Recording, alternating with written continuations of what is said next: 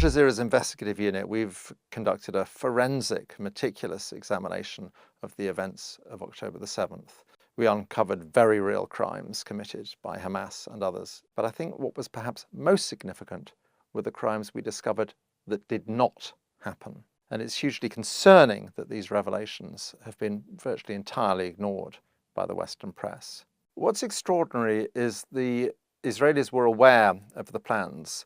Hamas were actually training quite openly for this operation, and they were actually placing the training videos online so anyone could view them. On the very night of October the 7th, before dawn, spotters along the fence are reporting back to headquarters, and the head of Shin Bet and the head of military intelligence take this seriously enough that in the middle of the night they're up and talking to each other, and they conclude it's just another training exercise. And what is extraordinary is that they don't even raise the alert level to number 1, the most basic alert level that have made a huge difference.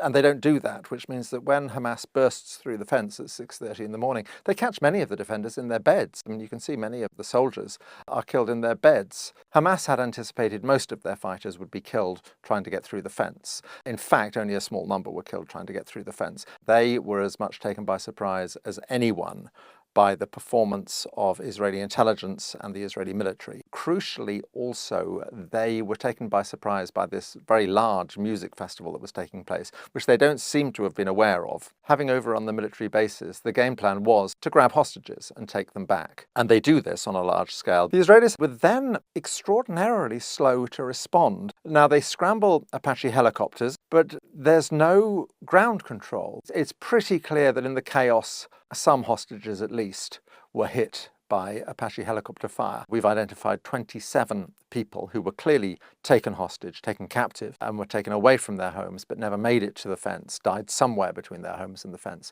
There's a fair chance that a number of them were killed by Apache helicopters.